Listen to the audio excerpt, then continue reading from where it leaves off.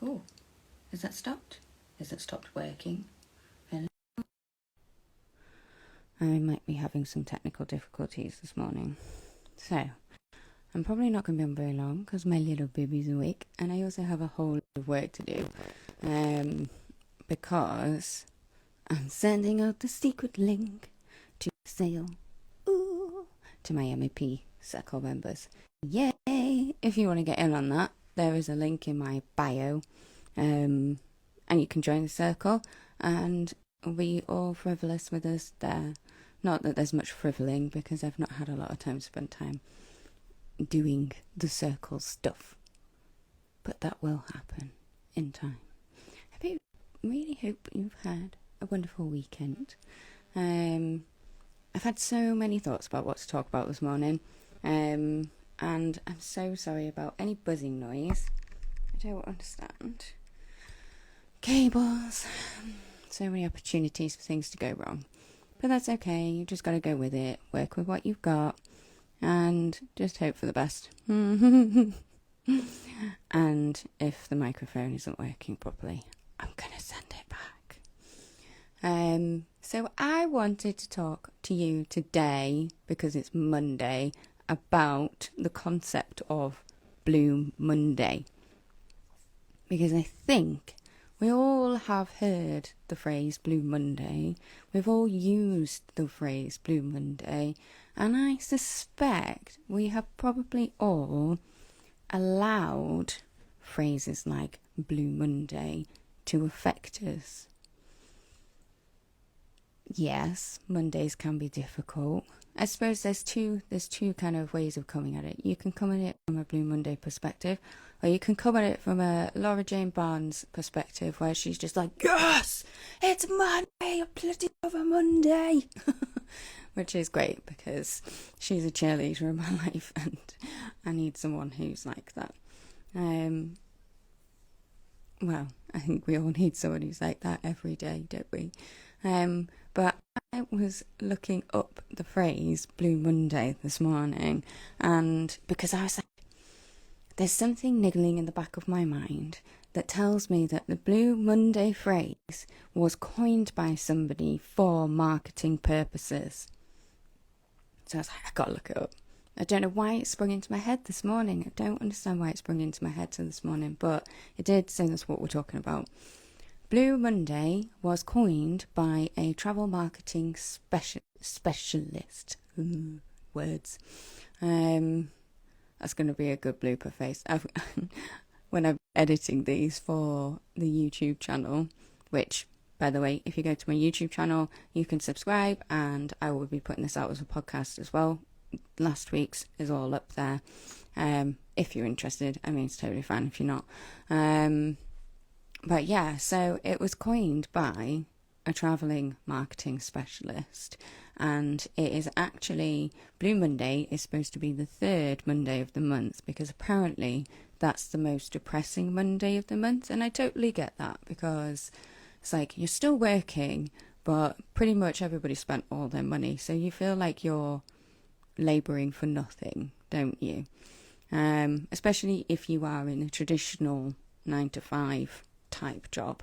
I say 9-to-5, mine was never a 9-to-5. Mine was a pay you for 9-to-5, but expect you to work at least 10 extra hours. We won't go into that. But yeah, so Blue Monday coined by a travel specialist, and I believe it was because they used that particular day to then market holidays and cheap knockoff holidays and things like that, so that you would then spend your money with that company. Hi. So that is today's kind of little nugget of information. And I think what we need to take from that is thinking about the things that we allow to influence us. So, for example, for so many years, I've said that my main weakness is my confidence, which I think for a lot of people looking at me from the outside probably think, yeah, I don't think that's a problem, mate. And to be honest, before a certain point, for me, I didn't think it was a problem either. But then I had someone who was in an influential position in my life at a certain point in my life, and they told me my biggest weakness was my confidence. And from that point on, I self-actualized that. I allowed that person's perception of me to influence me and how ultimately how I lived my life. It was it was a very detrimental moment, and I think it was because it came at a point where I had to be confident, and I felt like I had to be confident. And now looking back at things, knowing that it's very likely that I have ADHD, which means that I was very likely masking. I think we all know what the term masking means now.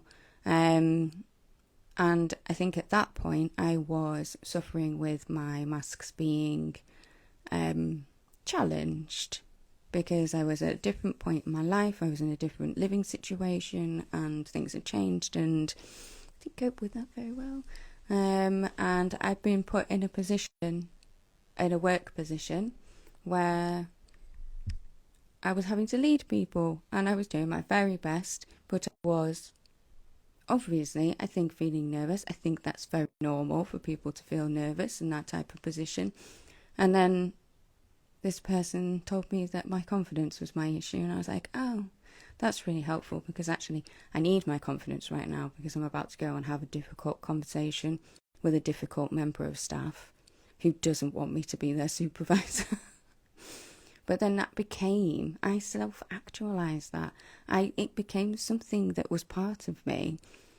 And actually, really to my detriment, it stopped me from progressing in a lot of things.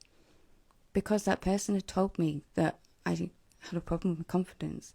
And then it became part of my identity, and I started to own it. It was so strange now, looking back at it. And I wonder how many times we think something of ourselves because somebody else has told us that's who we are and that's how we are. In the same situation, I have always been very realistic. I'm a positive person, but I'm also realistic. So whenever I would say something that was realistic, I would get told that I was being negative. I'm like, no, mate, just because I'm not a yes man. I'm not a yes man. I'm just Annie. I'm just Annie. That's who I'm going to be. I'm not going to be a yes man. If I don't agree with something, I'm going to tell you. That's as simple as that. But I would never be like, no, I think that's rubbish, and not come up with a solution that would work, you know? But I would get told that I was negative. And then that started to get in my head. It's like a earworm that's in your head. So I would like you today to spend a little bit of time thinking about the things that you have been told by somebody else that maybe you have started owning in your life and is having a negative effect. Because actually, if you can take it back to the root of where that came from, and you can think, well, actually, yeah, I was having a moment when I was feeling like that, and that's because of this thing, and I think that's totally understandable. And what I was doing is I was reaching out the best that I could in that moment, and somebody picked up on my vulnerability. Somebody picked up on that weakness, and they picked it, and they brought attention to it, and now it's become something that has become part of me. So how do I work away from that? How do I start to realise that no, I don't have a confidence problem. I don't have a self-esteem problem. And also, just to add on to that, one person's confidence looks very different to another person's confidence. I'm not going to go into it, but I have been looking at doing a level 2 counselling course. So of course I've been all over YouTube and finding all the counsellors on there who do trainings and stuff like that. And there's a theory called the actualising tendency. And the basis of it is everybody is reaching and growing from their base point and doing the best that they can to reach up to the sun, effectively, to be the best that they can be from the position that they started in. Everybody starts in a different position. So everybody's reach, everybody's best growth looks different to another person's. And having compassion and empathy is how you lose judgment. So have some compassion, have some empathy for yourself, and you will start to lose that judgment, and you will start to allow yourself to see all the amazing and wonderful things about yourself.